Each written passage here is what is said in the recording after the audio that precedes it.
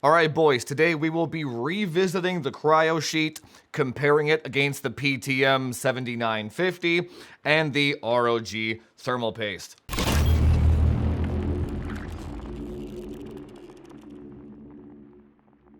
So as most of you know, when I reviewed the Kryosheet, I did not include the PTM7950 in my testing, and that was the most requested comment. To be fair, I didn't even know that thing existed. But now that my 9950X workstation has been complete for a couple of weeks now, I did put the PTM7950 on that build so that it could heat cycle over a span of a couple of weeks. The performance of the Kryosheet was so lackluster last time that I actually lapped the heat spreader and the CPU cooler before installing the PTM sheet and the build so that I know they're both perfectly flat for the retest of today. So the goal of this video, once and for all, should you get the Kryosheet and then maybe you have to lap both your surfaces, or should you just ignore this thing, get the PTM sheet, or should you ignore that thing and just use regular conventional paste? Now I will say right out of the gate, I've been using the PTM7950 for the last couple of weeks. Seems to perform fine, no issues whatsoever. We will see what it looks like when I take the CPU cooler off, but I also want to say I didn't really notice too much of a difference with the break-in period. I also tried to retighten the cooler down after a couple of weeks as well. That didn't seem to do anything either.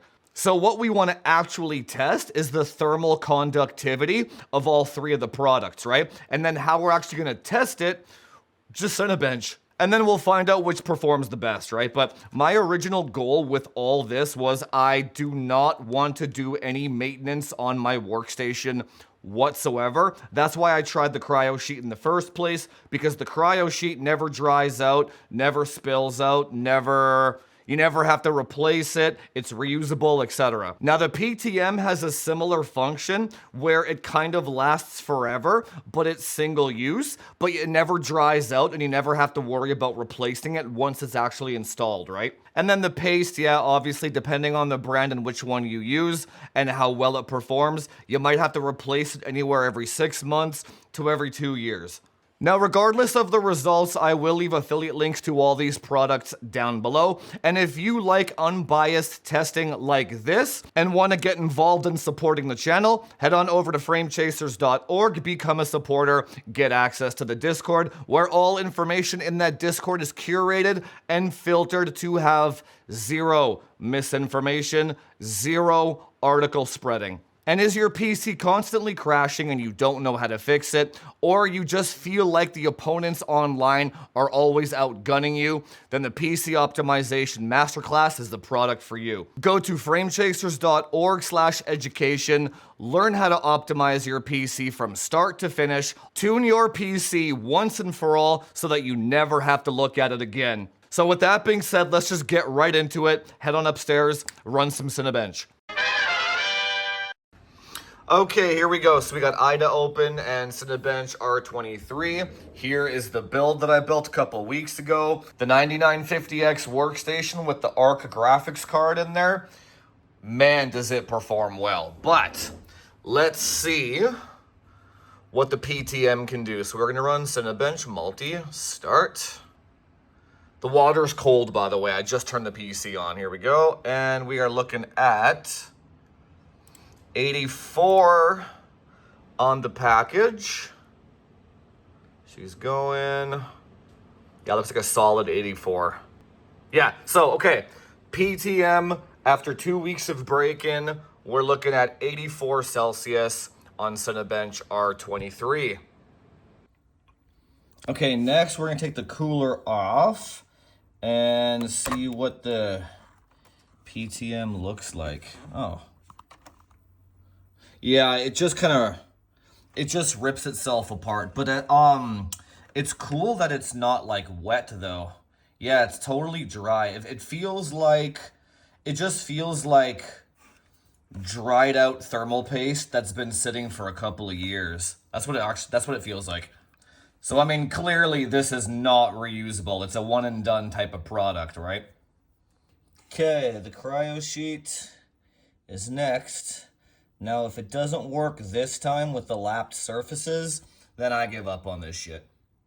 Okay, I just fired it back up with the Kryosheet now, and I am running a lighter load just to make sure it's making contact, and it does seem to be doing okay. So we're gonna hit Cinebench, but it's kind of sketching me out. Just the contact pressure of this thing needs to be so high for it to work, but let's give it a shot. Worst case, I'll press the power button. Let's go. Let's go. Oh, yeah. Oh, yeah. So, all right. That's not bad. 82 Celsius. That does make sense, actually. Yeah, score's about the same. Let's try it one more time. Yeah, so about 2 degrees Celsius better than the PTM sheet. With a perfect lap on both surfaces there. So a bit more work to get working, but a little better than the PTM, just a touch better, yeah. Okay, so taking off the CPU cooler now, the sheet, yeah, oh, oops, I don't want to rip it.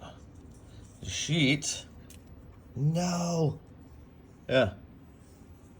Oh, I did rip it. Damn it. I wonder if it would still work, actually. But anyway, providing you don't screw it up like I do, yeah, it is reusable, which is pretty cool. Yeah. So this is 2 Celsius better. Quite a bit more expensive, but also reusable. All right, so this ROG thermal paste comes with its own cleaning wipes, which we'll use.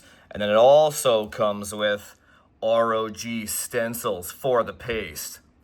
Now, the idea behind the stencil is it puts down the perfect amount of paste every time, so there's no guesswork. So we'll try and use that too, but let's use the ROG cleaning wipe. Okay, so we're going to put the stencil right in the center here. I think this is like totally unnecessary to use, but we gotta give it a shot, right? And then let's goop that. I mean, how are you supposed to oh, maybe you're supposed to like spatula it on. That would make sense. Let's just fill up these holes first. Yeah, this makes no sense. I wonder if it'll actually work. Cool. All right. Okay, let's just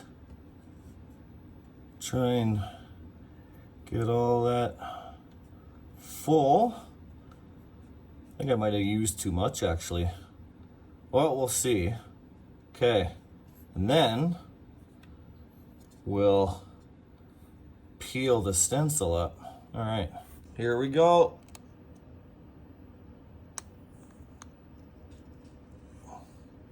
Okay, that's pretty cool, but I mean, yeah, I kind of screwed that up. I mean, did I? I have no idea. It looks like an ROG symbol. Yeah. I mean, that doesn't seem like enough paste to me. Well, to be fair, I am using this aftermarket heat spreader, so I think this is actually just designed or meant for a stock AMD CPU, so I don't think there's going to be enough paste there, but it's cool. I mean, in case you ever wanted to use this stencil, here it is. Maybe we'll test that more thoroughly in another video, but for the purposes of this video, we want to... Oh, actually, there was a lot of paste there. Now that I'm actually spreading it around, it actually probably was enough. But anyway, for the purposes of this video, let's just cover the whole thing, just so we can get an accurate reading, right? All right, we're back for the third and final time. We are using the ROG paste now. Let's hit Cinebench Multi. Check the temp. She's going. CPU package 81, 82. So the same as the Kryosheet. So that's pretty cool. I guess, yeah, you can't really... Oh, the score is a bit higher, actually. Yeah, you just can't beat, like, a good paste in terms of usability, right? 81, 82. But it's the same as the Kryosheet. So this probably falls under the it's not that serious category. And then also the PTM was 84 Celsius though. So there's actually, it's interesting, there's actually pros and cons to all three of these products.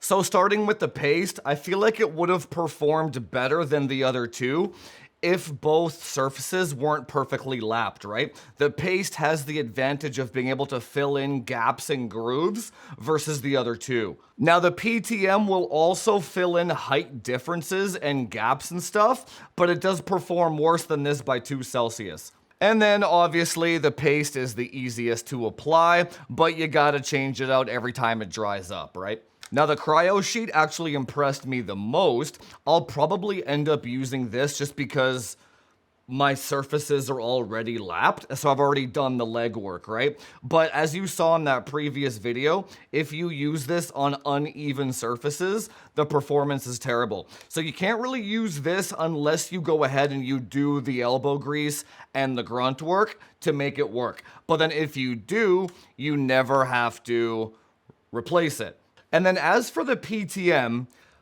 I'm not too sure. I feel like you would want to use that one if you don't want to do the legwork of lapping both surfaces, but you also never want to have to repaste it in the future, right? So if you're okay with like a few degrees Celsius worse performance, but you just want zero maintenance and you want zero work to make it flat, then yeah, the PTM might be the option. PTM might also be better on graphics cards, especially AMD ones where the chiplet might have height differences. So there is a pro there. For the PTM, I would stick to the graphics cards. But overall, after all these videos about all these different cooling mechanisms, if you're just using regular old paste and you're cool with it, you're not missing out on anything. If you're okay with the risk and the work and the maintenance of having to deal with liquid metal is always going to be like by far the best. But obviously that's for like extremely advanced users. If you're just a normal gamer, steer clear of liquid metal. But yeah, there we go guys. The Kryosheet has been redeemed and it does work very well only when both surfaces are completely flat. But I will leave affiliate links to all these products down below so you can pick up whichever one is best for your use case. And again, thank you to the supporters for making this kind of content possible. Join the Discord, support the channel, pick up the PC optimization class, and I'll see you guys in the next one. I'll see you guys at CES. For all of you guys that are already in the Discord, you're gonna get all the CES behind the scenes secrets. And I will see you guys in the next one. Talk to you later.